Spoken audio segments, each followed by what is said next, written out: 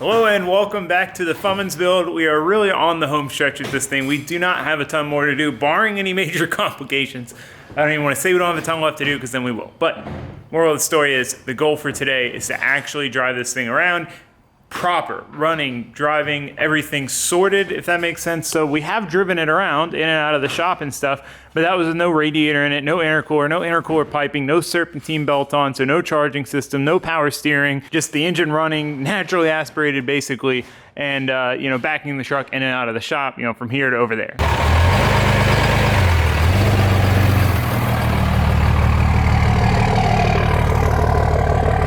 That's it. So we've got most of the front end assembled.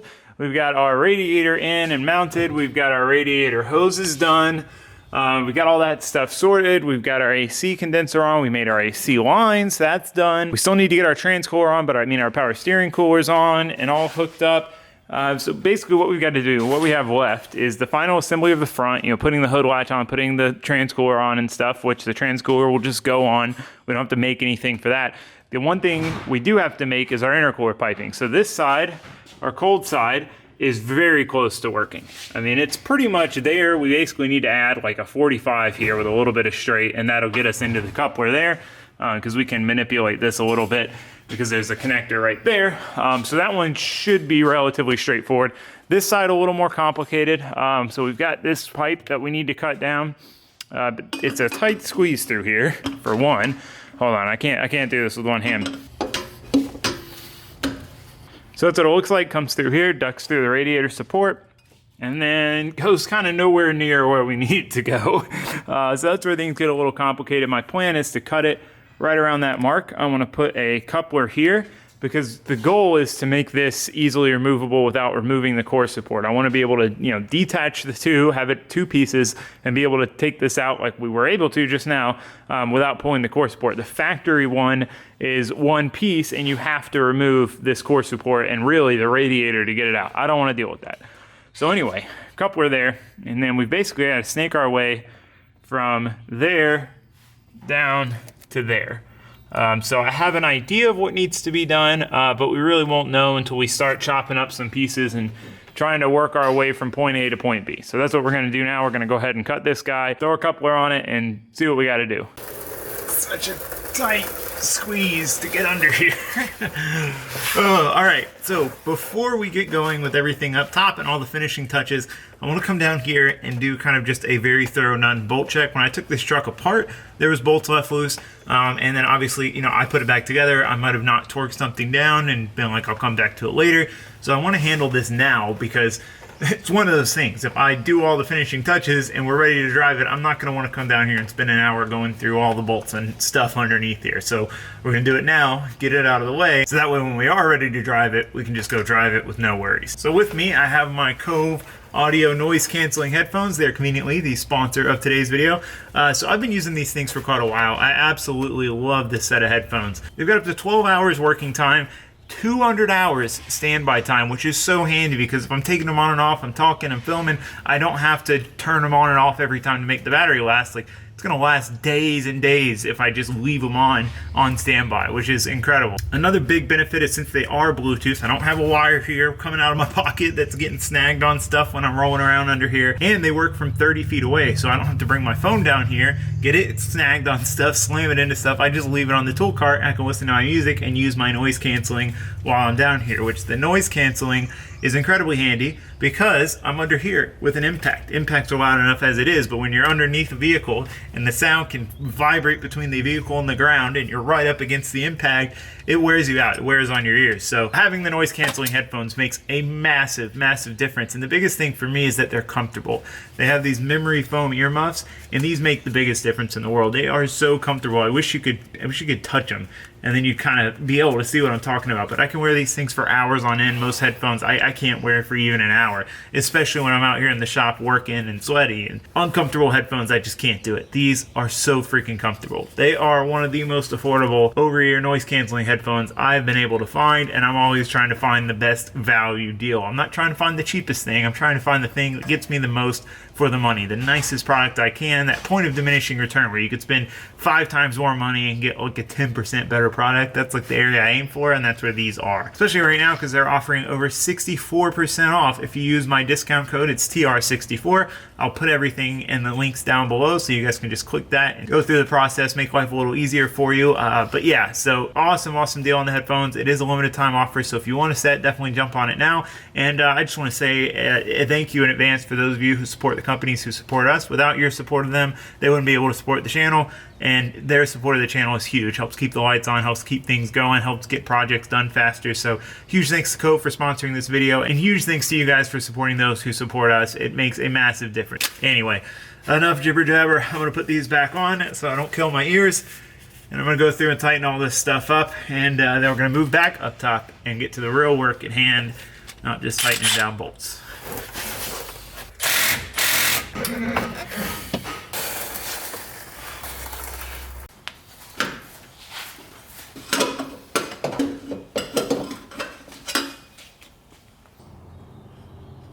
This is a good way to try to mark all the way around something when you're cutting it in like a bandsaw. Oh, I might be able to cut this with a cold cut saw.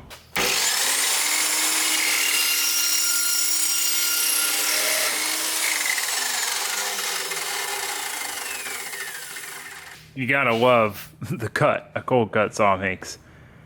Just look at that finished edge. Oh, it's beautiful. No heat either. That's why it's called a cold cut saw. Put this back in, put a coupler on it, and see what we need to do from here.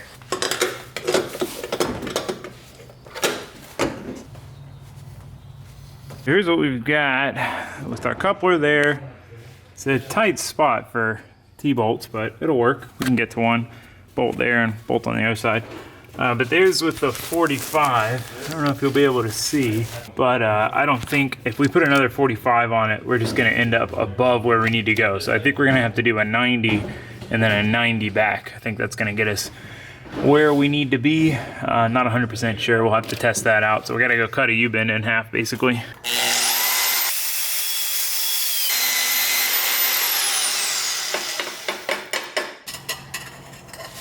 About what it should look like in there. Let's see how it fits.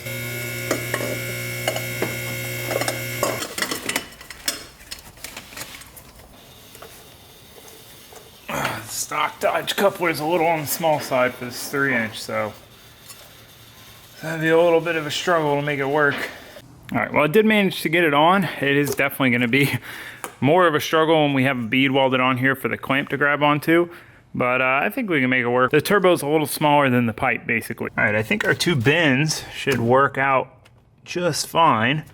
But it's a little too short on this leg right here with it deep inside the coupler, which is what we need it to be. So basically, we'll weld on like a 3-inch extension. We might actually be better off adding it onto this side. But then we're gonna be into the alternator. Yeah, I don't know, I gotta look at this a little more and decide. The reason for that is because this AC line's kind of in the way down here if we extend this one. So yeah, we kind of have to extend this one up here. Yeah, we'll try that. Okay, here's where we're at. I've got part of this U-bend, so it's got a slight kick to it coming through here. We can get this fit up nice and tight to it. So I gotta hold it with my other hand.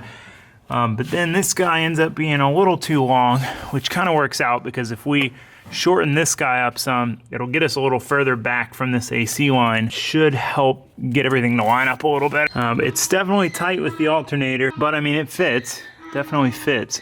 So yeah, I'm gonna try that. I'm gonna try cutting that guy shorter and then see how everything looks. We're getting there, boys. We're getting there. It is a pretty elaborate pipe. Comes through there, kicks back this way, slots between this tiny gap for a 3-inch pipe, and then down and in. Oh, and then this one, this is the piece I cut off of this pipe here. So this pipe was originally like a stock replacement for the 6.4 engine and everything that would be in this truck.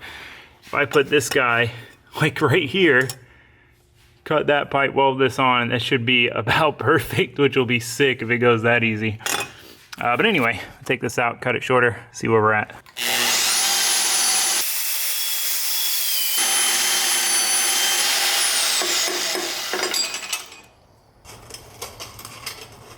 I think I'm gonna go ahead, weld a bead here, let her rip. Then we'll build the rest around this because we can't go any shorter here we're already borderline, because we go any shorter, we're gonna be trying to clamp on the bend. I mean, we're barely in the safe zone there. So anyway, let's try that.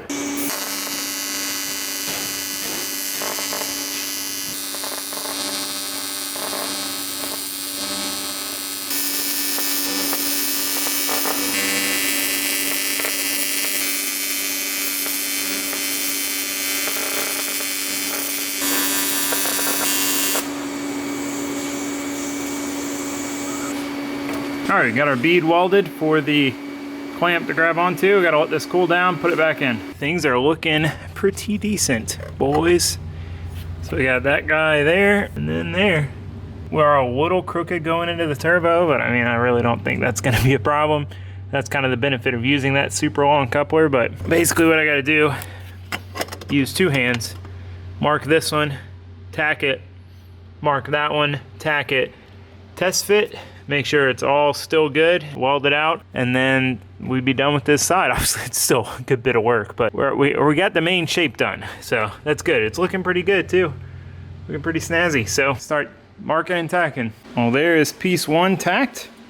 It's a little toasty still, but nice tight gap all the way around. Should be not too bad to weld, which is good. Enough jibber jabber, let's put this in.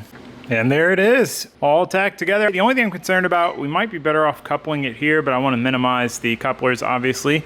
But it is a pretty big pipe to fit. It's a pretty tight fit, so I'm hoping I can get it in and out without too much trouble. We'll find out.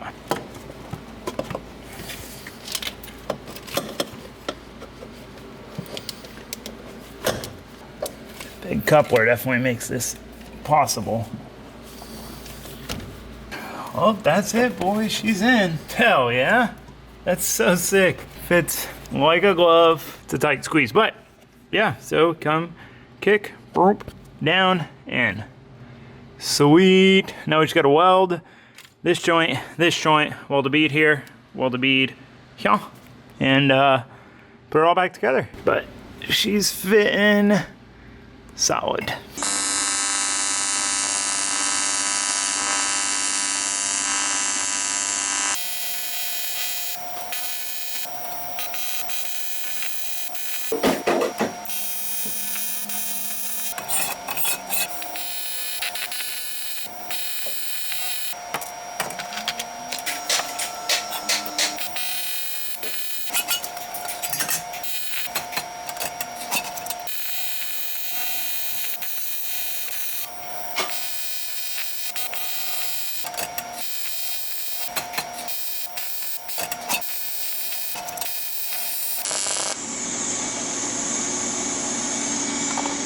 All right, we got our piping all welded up. The reason this speed's further back is because that clamp goes really far on this one.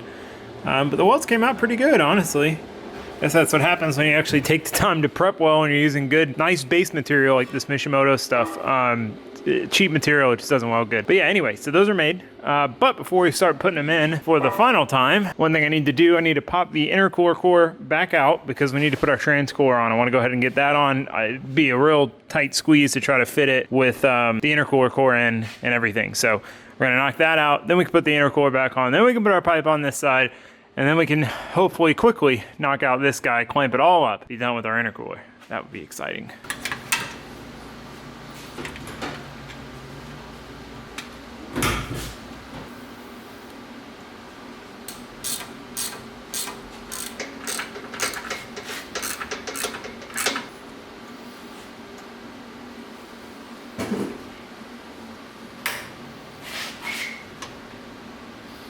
Alrighty, new transcooler is on. All the lines are hooked back up.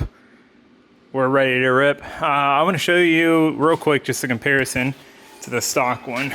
Oh, we're dripping everywhere. But yeah, significantly larger. And if you guys know about automatic transmissions, pretty much heat is what kills them. So if you can keep the temps down, most likely keep the trans alive. So always nice to do a big Mishimoto transcooler on pretty much any tow rig. But yeah, anyway, now we can throw the intercooler back on, start putting our piping in. Let's see how all this piping installs now. Oh, jeez, need our clamps.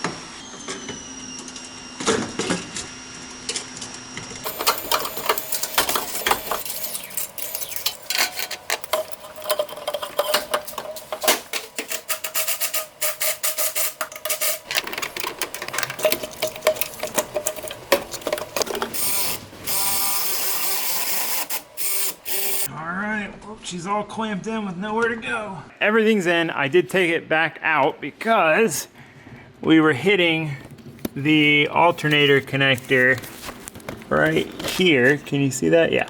So we were hitting there. It was just kind of sitting up against it. And I was like, man, it's tough. When you just finish something, you encounter an issue and you're like, I really don't want to take this back apart. Like, I just finished it. I do not want to pull it back apart and change it and whatever. But long term, this truck, you know, I don't want to have any issues. So anyway, it would just be a shame for that thing to snap off and I got no alternator. So what I did was I pulled the pipe out. I hammered it in a good bit to give us some clearance there. And then I kind of shortened this a little bit so that the bead was right on the end of the pipe. Got it in a little further, rotated it all some. And yeah. Came out good. We definitely got some clearance now, as much as we're gonna get. And some people might say, well, why didn't you know, bring this bin further back so you would clear that connector? But if I did, then I'd be hitting this AC line. So it's just one of those things. Making stuff like this in an engine bay like this is a balancing act of just stuff being in the way. The last thing that might be in the way is this AC line again for our intake. But we'll see. We'll figure that out when we get there, cross that bridge when we get there. We'll make something work, just like we did with the intercooler pipe. Overall, seems solid, fits good, easy to install and remove. Not really rubbing up on much of anything, so I'm good with it. Now we're gonna move on to this side, which again should be significantly easier. My plan is basically just cut it like that, clamp that guy in. So I gotta mess with it a little bit to figure out exactly where I need to cut it, but hopefully it's just a cut and a weld, and we've already got a bead rolling this in, so we won't have to mess with that, hopefully. Wish me luck.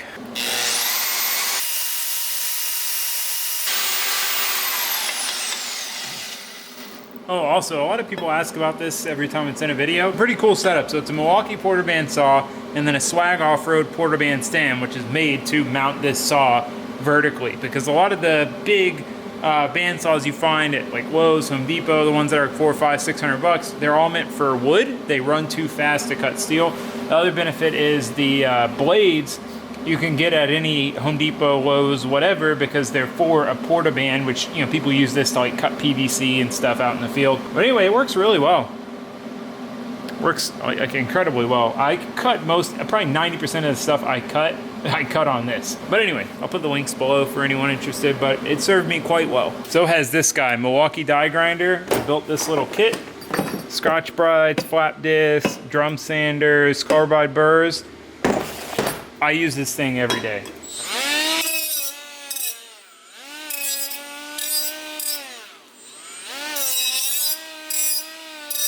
Let's try it out. All right, moment of truth, guys. Not too shabby for an eyeball cut, man. Gotta say. It's pretty much money, though. Look at that. Hell yeah. So, gotta mark this, pull it out, tack it. I do want to clean this edge up some first, though. It's not quite flat. Come on, bud. There we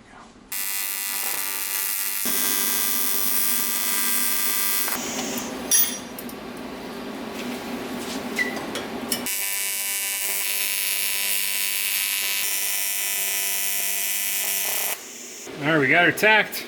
Let her cool down for a sec and then try to toss her back in. It's always fun when you make intercooler piping, especially like ones like this, because these, you know, this is like a factory pipe meant to go to a 6.4, so it's made to have all these specific bends, so it just looks so elaborate, and it's cool to get the pipe that we need with only one weld. Anyway, jibber jabber, let's get this in. Come on, baby, there we go. Oh, that looks like a freaking winner, boys. Just gotta clean her up, weld her out, install. We gotta do all the clamps on this side. And 2 here, 2 there, 2 at the bottom. And we are done with intercooler piping.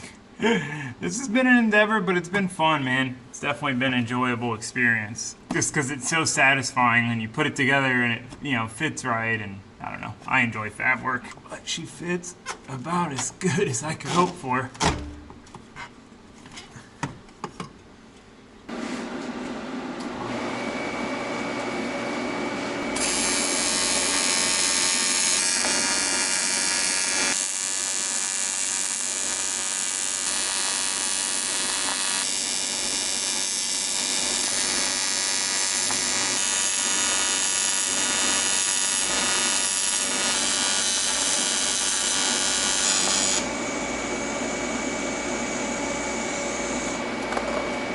Man, I gotta say, the greatest thing I ever did was learn how to weld. TIG weld specifically. I can't imagine not being able to TIG weld. I'd have to be going and taking this somewhere and paying someone to do it. I don't know. I think if you had the opportunity to buy a TIG welder, it's so worth doing. It's so worth it. And you know, this isn't some fancy welder. It's an AHP 201XD. It's pretty much the most affordable AC/DC TIG you can get. It's very solid. Tons of people I know have had tons of luck with it. I've had tons of luck with it. It's just a good overall machine. Comes with a nice flex head torch, flex hose torch. So it comes with like a torch you'd normally have to do as an upgrade to other machines stock. I did change mine to a water-cooled torch just for doing aluminum. It's not really necessary. I honestly might go back to an air-cooled at some point just so I have less hose weight to deal with. But anyway, you can get into this stuff for a pretty reasonable amount of money. Instead of buying some car parts, buy yourself a welder, learn how to weld, make your dang car parts. Let's let this cool down and put it back in. Come on. Yeah. There we go.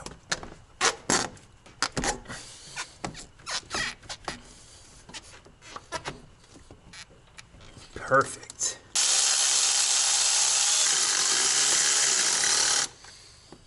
Oh, that one's at a different angle. We gotta fix that.